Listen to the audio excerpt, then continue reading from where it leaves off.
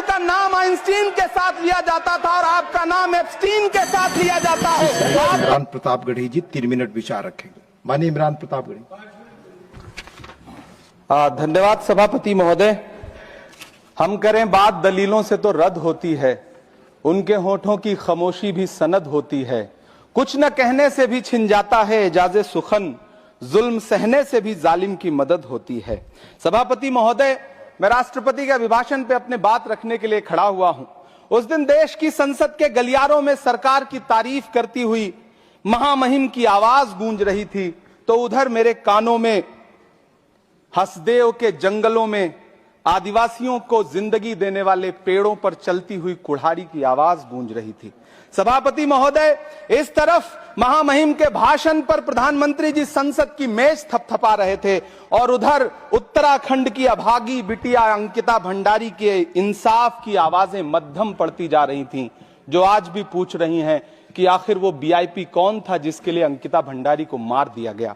सभापति महोदय, इधर महामहिम सामाजिक न्याय की बात कर रही थीं और उधर उत्तराखंड के कोटद्वार में नफरती लोगों के खिलाफ एक बुजुर्ग को बचाने के लिए खड़ा हुआ दीपक, जो मोहब्बतों की रोशनी लेके खड़ा हुआ था, उसके खिलाफ कोटद्वार की पुलिस गंभीर धाराओं में एफआईआर दर्ज कर रही थी। और वो भी उस दिन हो रहा था जब उत्तराखंड के मुख्यमंत्री कोटद्वार में मौजूद थे।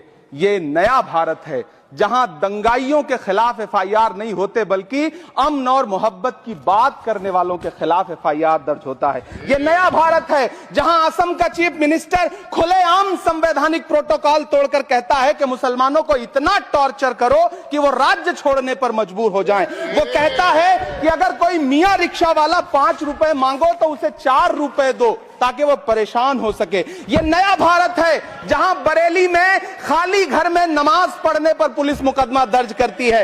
ये नया भारत है जहां क्रिसमस की तैयारी करते हुए ईसाइयों पर सरकार मुकदमा दर्ज करती है।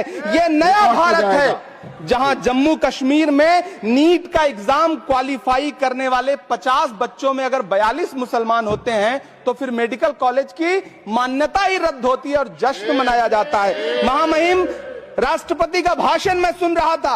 सर, यह नया भारत है जहां मध्य प्रदेश के बैतूल में बच्चों के स्कूल बनवा रहे मोहम्मद नईम का घर स्कूल इसलिए तुड़वा दिया जाता है क्योंकि वो स्कूल बनवा रहे थे। ये नया भारत है जहां कोर्ट का स्टे होने के बावजूद बनारस की दाल मंडी में सैकड़ों दुकानें तोड़ी जा रही हैं क्योंकि रास्ता चौड़ा करना है। सभापति महोदय, मैं आपसे कहना चाहता हूं कि जो पीढ़ी अपने बुजुर्गों को गाली देती है उसके साथ प्रकृति इंसाफ करती है। आप इंदिरा जी और नेहरू को गाली देते हैं, नेहरू को छोटा नहीं कर पाएंगे। नेहरू का नाम आइंस्टीन के साथ लिया जाता था और आपका नाम एप्स्टीन के साथ लिया जाता है। आपको ये बात समझनी पड़ेगी। सभापति महोदय, मुझे 1 मिनट बोलने दे, मुझे कंक्लूड करने दो।